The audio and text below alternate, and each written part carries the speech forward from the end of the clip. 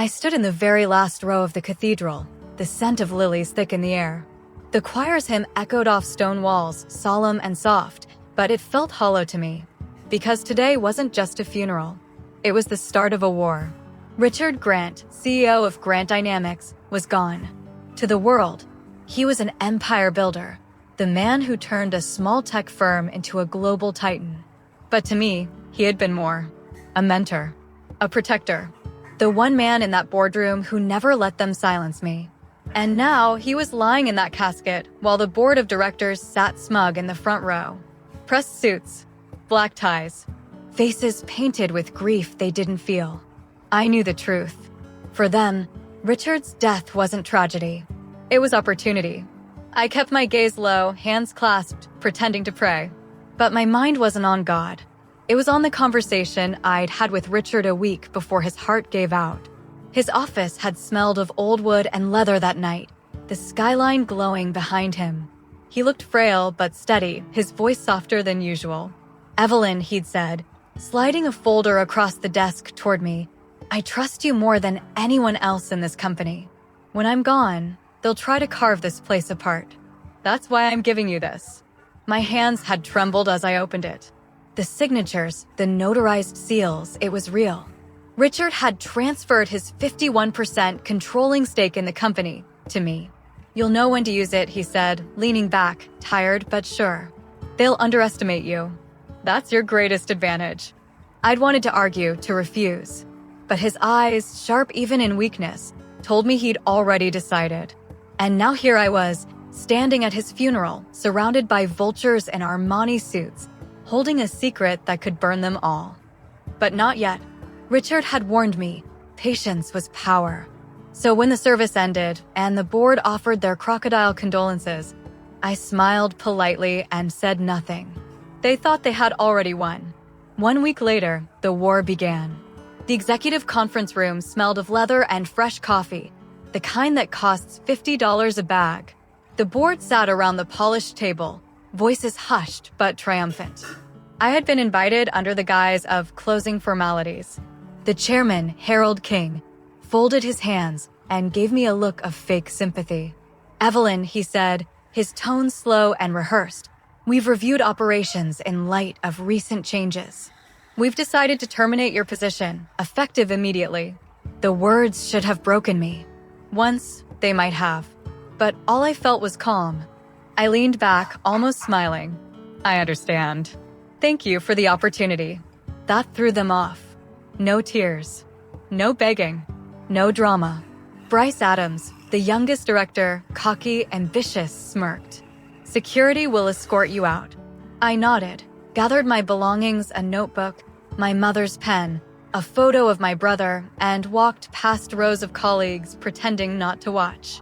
The elevator doors closed, and in the mirrored glass I saw it, the faintest smile tugging at my lips. How fun Monday would be. Back at my apartment, I set the box down. The real treasure wasn't inside. It was hidden in a locked drawer in my study. Richard's signed transfer of ownership. 51%. A controlling stake. Enough power to fire every last one of them. Enough power to burn their schemes to ash. But not yet. Patience. By Friday night, whispers had already reached me. Former colleagues messaged me. The board was celebrating at the country club. Drinks, cigars, laughter. Bryce bragged he'd be running operations by Monday. Someone even joked I'd probably cry myself to sleep. Let them laugh. I poured myself a glass of wine and opened my laptop. Richard's secret folder glowed on the screen. Inside, years of notes, hidden dealings, side contracts, unreported bonuses. Evidence enough to sink them all. But that wasn't the plan. Not yet. The plan was bigger. That weekend was the longest of my life. I barely slept. Grief came in waves. Not for the job. I had no love for their politics, but for Richard.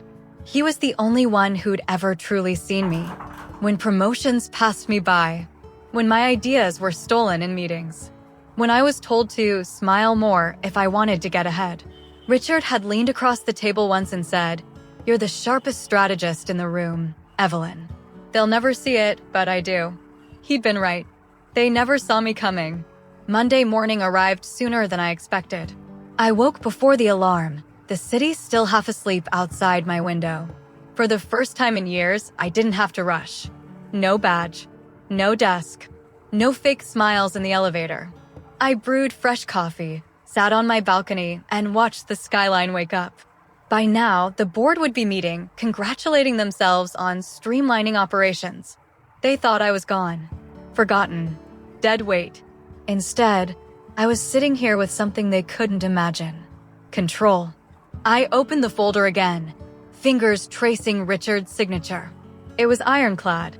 My attorney, Daniel Wu, had reviewed it twice. This is airtight, he'd told me. When you move, they won't know what hit them. But timing was everything. Show your cards too early, and they'll fight, delay, drag it through the courts. Better to wait until their arrogance had them blind. And then strike. By mid-morning, my phone buzzed. A message from an old colleague. They're already bragging about new projects. Bryce is calling himself the next CEO.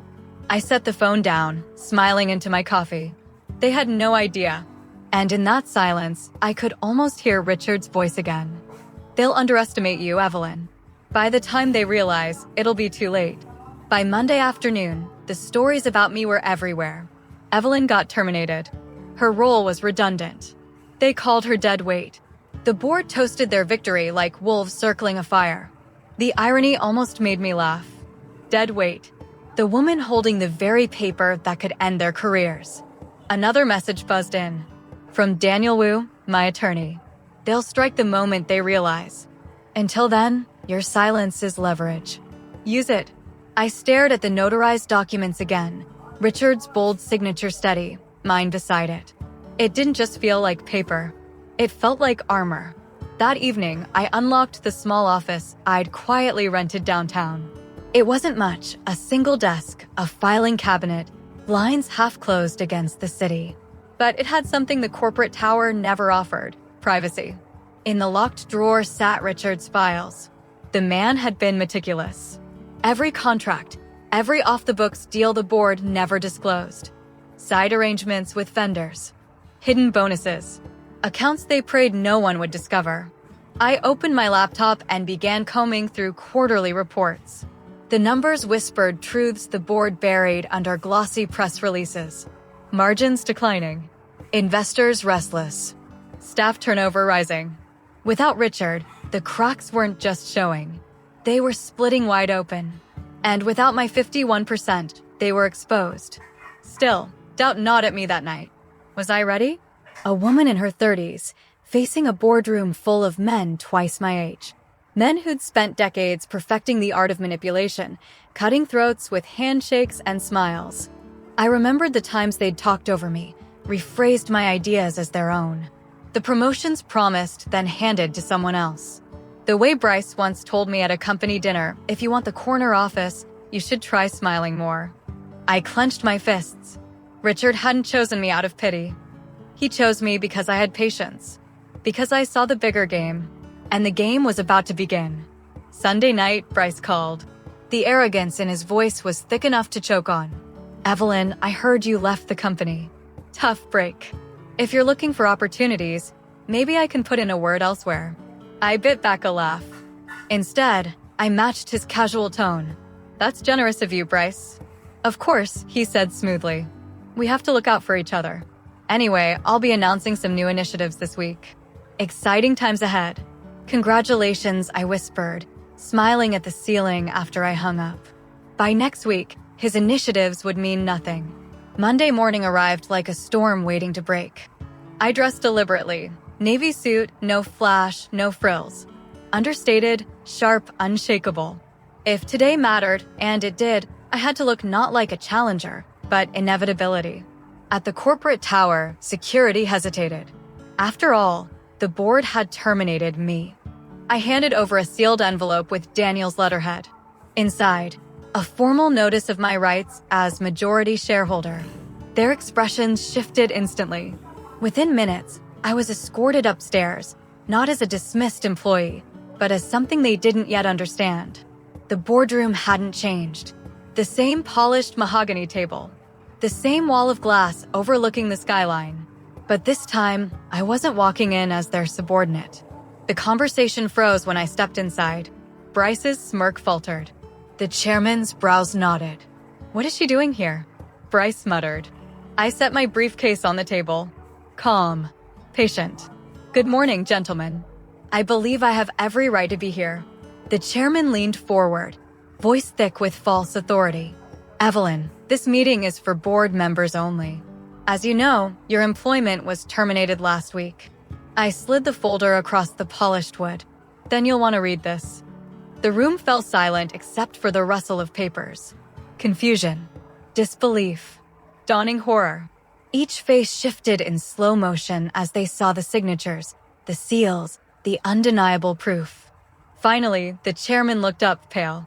This can't be real." "Oh, it's real," I said, my voice steady.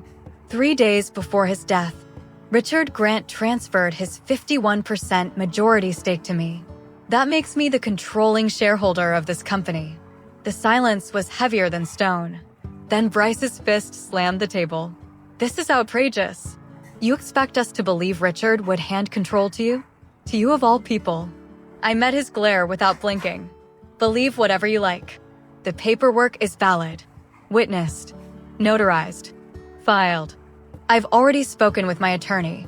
As of this moment, your authority exists only with my approval." The room erupted. Half the board whispering furiously, the other half rifling through the documents as if hoping to find a loophole. "She's bluffing," Bryce sneered. "She has no experience, no standing. Richard would never." Funny, I cut in softly because he did. Unlike you, Bryce, he valued results over politics. His face flushed red, words dying in his throat. I leaned back in my chair, letting the silence fill the room again. For years they'd spoken over me, dismissed me, pretended I was invisible. Now, they couldn't ignore me if they tried. "You think you can just walk in here and take over?" Bryce's voice cracked like a whip across the room. I didn't flinch. I leaned forward, folding my hands. "I don't think," I said quietly. "I know." The chairman, Harold, tried to regain control. His voice was low, reasonable, pretending at diplomacy. "Even if this arrangement is valid, Evelyn, surely you understand the challenges. Investors, clients, employees. Dropping a revelation like this could destabilize everything we've worked for." I let the silence stretch, long enough that every shifting chair sounded loud. "Destabilize," I said finally, "or restore confidence. Let's be honest, without Richard, this place was already collapsing. Margins down. Investors restless. Deals slipping. You've been painting over cracks with press releases. That stung more than the documents." Their eyes dropped. The numbers didn't lie, and we all knew it. Just then, my phone buzzed on the table. I let it ring, deliberately placing it face up. The name on the screen made every man in that room sit straighter. Anderson Capital, our largest institutional investor. Perfect timing. I slid the green button across. "Yes, this is Evelyn Blake." The board strained to listen. "Of course," I said into the phone, "I'll meet you this afternoon." "Yes, we'll discuss the company's future." When I ended the call, I let my gaze sweep across the room. "They already know," I said softly, "and they're ready to talk." Bryce's smirk cracked. For the first time, I saw fear in his eyes. For the next hour, the board scrambled like cornered animals. They demanded clarifications. They questioned legality. They tried to twist technicalities into lifelines. But Daniel had prepared me. Every objection I met calmly with the exact clause, the exact seal, the exact precedent. They could delay, yes, but they couldn't undo the fact. The company was mine to steer. Finally, I gathered my papers and stood. "Gentlemen, I'll give you the rest of the day to adjust. Tomorrow morning, we'll reconvene, and then we'll discuss restructuring. Properly this time." Without waiting for an answer, I turned and walked out. The hallway outside was lined with assistants pretending to be busy, their eyes flicking up as I passed. They had all heard the shouting. They knew something had shifted. I didn't give them a show, just the smallest, calmest smile as I walked by. Power didn't need theatrics. It needed patience. By noon, the panic began. The first email arrived from the company secretary, then another from outside counsel. Words like contest, capacity, restraining order leapt off the screen in bold letters. They were going to argue Richard hadn't been of sound mind when he signed the transfer. I stared at the screen until the city lights reflected back at me, sharp and cold. Before I could dial, Daniel called. They'll challenge capacity. We prepared for this. You have the notarization, the physician's attestation, and 2 witness statements. I've already filed for a status quo order. No asset sales, no executive changes, no contracts until ownership is resolved. Will a judge grant it? I asked. Delaware Chancery loves preserving the status quo, he replied. We're on solid ground. Focus on investors. Let me handle the board's noise. Right. Investors. The real battlefield. At 2 p.m., I walked into Anderson Capital's 32nd floor. The glass conference room shimmered with steel and skyline. Victoria Hale, senior partner, was already seated. Lean, early 50s, eyes sharp with the calm of someone who'd seen empires rise and fall. She shook my hand and sat back. We want stability, she said flatly. Not drama. Tell me why we should stand with you. I didn't talk about betrayal. I didn't whine about politics. I talked numbers. Cash burn is up 11% year over year, while realized revenue is flat. Client churn rose from 6 to 9% last quarter. The board's response? Cosmetic. Press releases. Layoffs. No operational fixes. I slid a folder toward her. My 90-day plan. Freeze non-essential spend. Audit all auto-renew contracts. Shift bonuses from bookings to gross margin. Create a triage list of our top 50 clients with named retention owners. And bring in an interim COO with discipline. Victoria's gaze didn't flicker. Who? Sheila Park from Riverton. Adrian Cole, ex-Eastmark. Both vetted by Richard. Both available to consult. She tapped a pen against the folder. And governance? I didn't hesitate. Written shareholder consent to refresh the board. 3 seats replaced by independent operators. An audit chair within 30 days. Public commitment to say on pay. Quarterly investor calls with segment-level detail. Silence. Then Victoria folded her hands. If the court holds the status quo and your stake stands, Anderson will support you. Deliver the consent, name your COO, and brief us twice weekly. You'll have our letter in the morning. Relief crashed through me, but I kept my voice even. Thank you.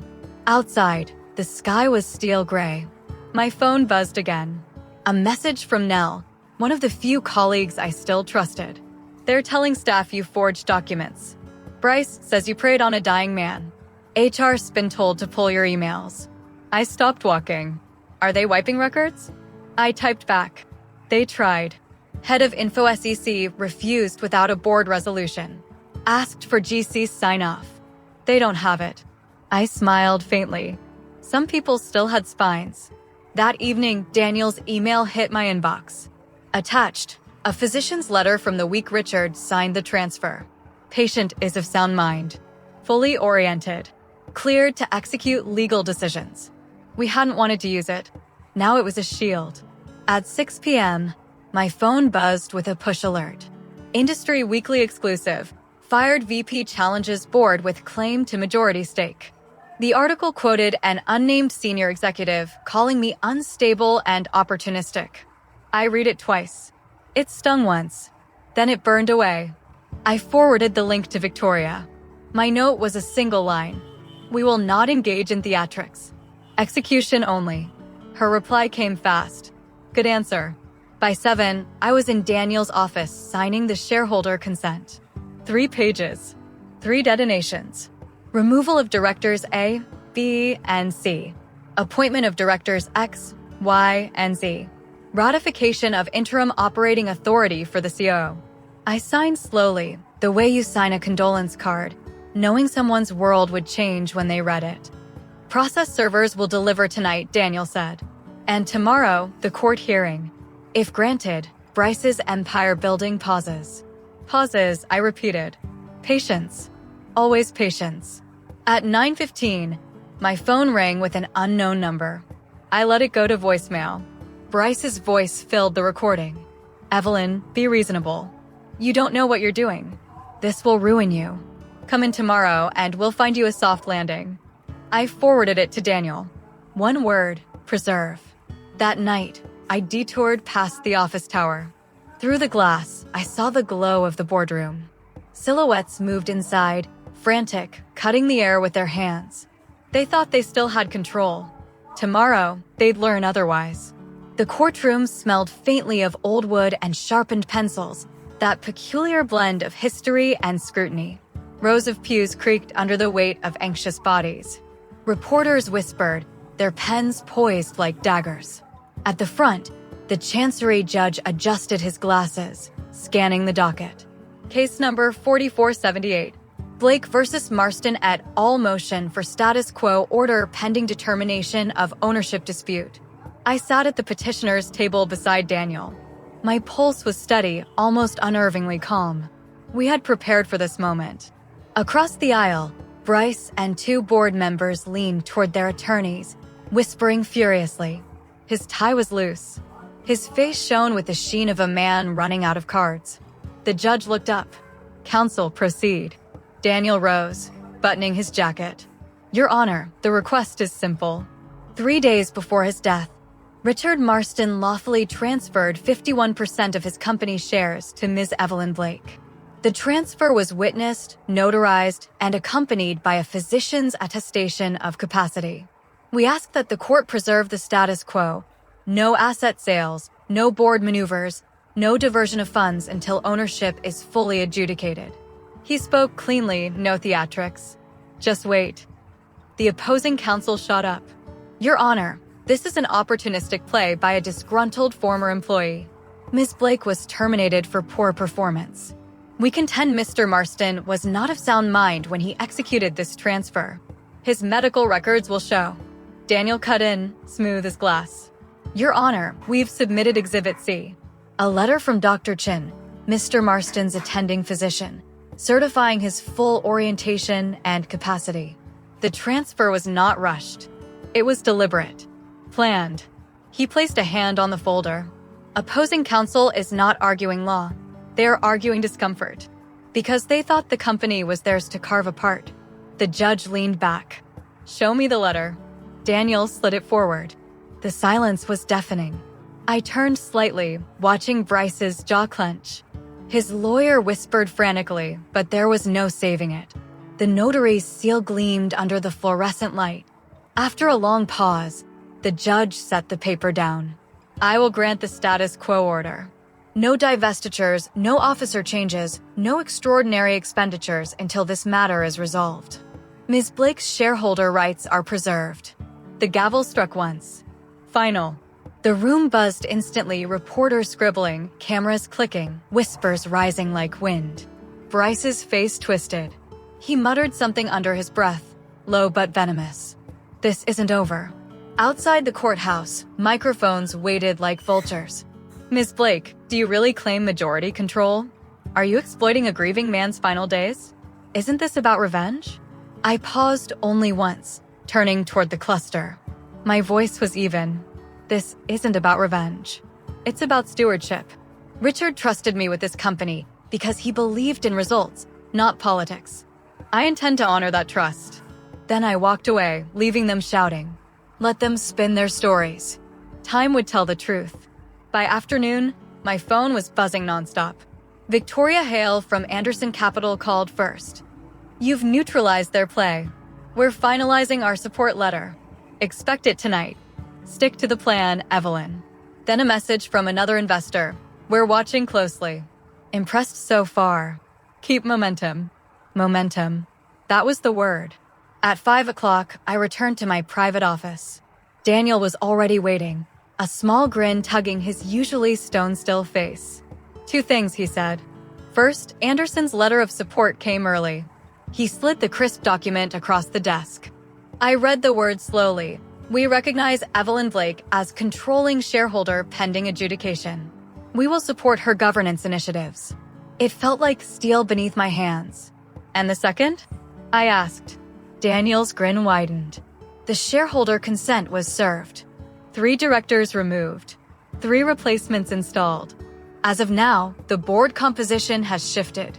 They can scream, but they can't outvote you. For the first time all week, I allowed myself a real smile. It wasn't victory yet, but it was foundation. That evening, a private call with Victoria and 2 other funds sealed the next phase. "We'll stand behind you at the quarterly investor call," she promised. "Show discipline. Show vision.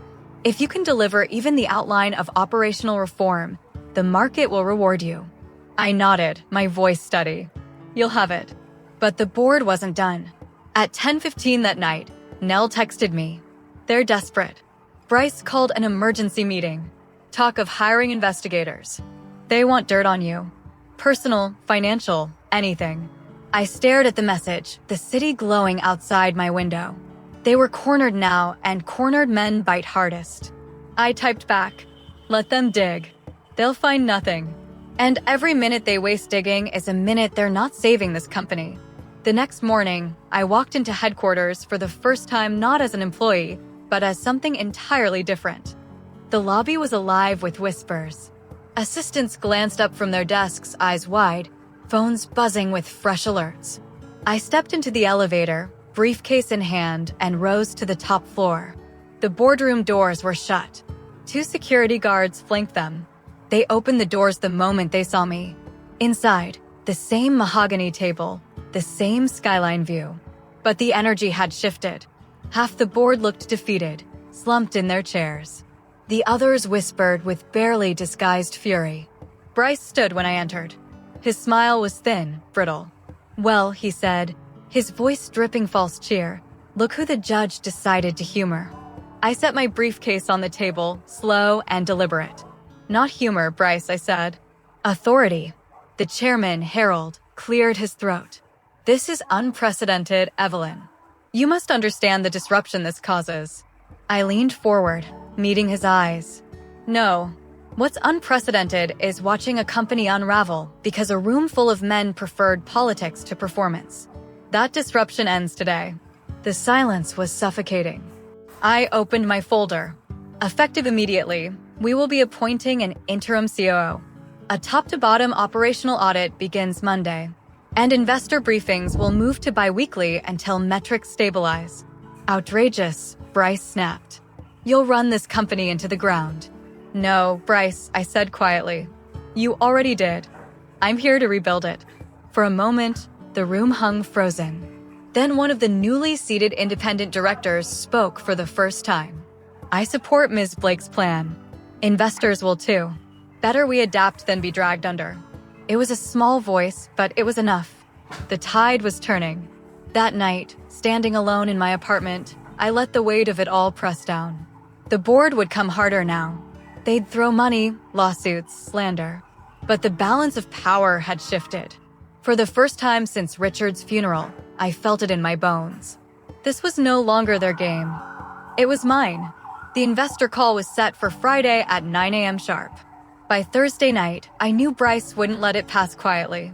Sure enough, Nell texted me at 11:47 p.m. "Urgent. They're trying something. Meeting in Harold's office right now. Talk of announcing a fraud investigation against you before the call. They want to spook the market." I read the message twice, my jaw tightening. Fear wasn't their goal anymore. Chaos was. At dawn, Daniel arrived at my office, brief in hand. "They'll try to blindside you. Leak rumors before the market opens." "Let them," I replied, sliding a folder across the desk. He opened it, and his eyebrows rose. Inside were notarized affidavits, investor support letters, and a set of contingency communications I'd drafted with Victoria Hale's team. "If they go public," I said, "we counter within minutes. Facts, not whispers. We'll turn their last weapon against them." Daniel studied me, then gave a rare nod of respect. "You've prepared for this." "No," I said. "Richard prepared me for this. I'm just finishing what he started." At 8:42 a.m., 15 minutes before the call, Bloomberg released a headline. Sources: Blake's claim to Marston Corp under scrutiny. Board members question validity of transfer. Within minutes, stock price alerts pinged every phone in the room. The shares dipped, trading volume spiked. Bryce must have been giddy. I walked into the boardroom anyway. calm, unhurried. Bryce stood at the far end, arms folded, smirk firmly in place. Well, Evelyn, quite the morning for you. Press is buzzing. Might be a shame if investors lost confidence before you even had the chance to speak. His voice was smooth, venom wrapped in silk. I met his gaze. Funny thing about confidence, Bryce. It belongs to whoever looks like they've already won. I placed a sealed envelope in the center of the table. This is a joint letter from Anderson Capital, Knighton Holdings, and 2 additional funds. Collectively, they controlled 23% of outstanding shares. They recognize my authority and back my initiatives. With my 51, that makes 74% aligned. I let the number hang in the air like thunder. 74. Bryce's smirk cracked. 9 a.m. The investor call went live. Daniel, seated beside me, gave the signal. The red light blinked. Hundreds of analysts, funds, and institutional investors were listening. I took a slow breath. Good morning. This is Evelyn Blake, controlling shareholder of Marston Corporation. Before we begin, let me address the noise. You may have read speculation about the validity of my stake. Allow me to be clear. Those claims are false. I hold 51% of this company, legally and irrevocably. And today, I'm here not to defend rumors, but to lay out the vision that will restore Marston to strength. I began outlining operational reforms, cutting redundant divisions, investing in high-margin units, restructuring debt. Every word was precise, deliberate. Not a speech, but a plan. Halfway through, Victoria Hale's voice chimed in on the line. On behalf of Anderson Capital, I want to state our full confidence in Ms. Blake's leadership. We believe her plan positions Marston for sustainable growth. Then another investor. Then another. By the time I finished, the stock chart was ticking upward in real time. Red candles turned green. Volume surged. I ended with a simple sentence. Richard Marston believed in long-term results. So do I. That's what we'll deliver. When the call ended, the boardroom was silent except for the faint echo of applause from the speaker system. Investors applauding. I turned to the table. Any further questions? No one spoke. Except Bryce. His face was pale, lips tight. But his pride still forced the words out. You got lucky. Investors are fickle. They'll turn on you the moment numbers slip. And when they do, I'll be here. I walked toward him, each step slow, deliberate. You won't be here, Bryce. He blinked. Excuse me. I slid a second folder across the table. Inside, copies of expense reports, misuse of company funds, and the resignation letters of 2 directors who had quietly cut ties with him. While you were leaking rumors, I said, I was documenting your misconduct. As controlling shareholder, I call for your immediate removal from the board. The vote is procedural, but let's not waste time. I raised my hand. All in favor? One by one, hands lifted around the table. Some reluctantly, some eagerly, but enough. Bryce's face drained of color. You can't. I just did. Security stepped forward quietly. For a moment, I thought he might fight. But then his shoulders sagged, his arrogance dissolving into silence. He walked out of the room without another word. When the door closed behind him, the room seemed lighter. The weight shifted. For the first time, I felt it settle fully into place. Control. Not borrowed, not temporary. Mine. That evening, I stood in Richard's old office. The skyline stretched endlessly, lights glittering like the promise of something new. I touched the edge of his desk, remembering his steady voice. Real power isn't loud. It's patient. He had been right. I poured a glass of water, no champagne. Not yet. Victory wasn't celebration. Victory was work. But it was also freedom. I sat behind the desk and opened my laptop. The first email I typed was short. To all employees. Marston belongs not to politics, but to progress. Beginning Monday, we rebuild together. I hit send. Outside the window, the city pulsed with life. The board had underestimated me. Bryce had tried to bury me. But here I was. Not the woman they fired. Not the quiet assistant. The owner. The leader. The one they would never see coming. And tomorrow? Tomorrow, the real work began.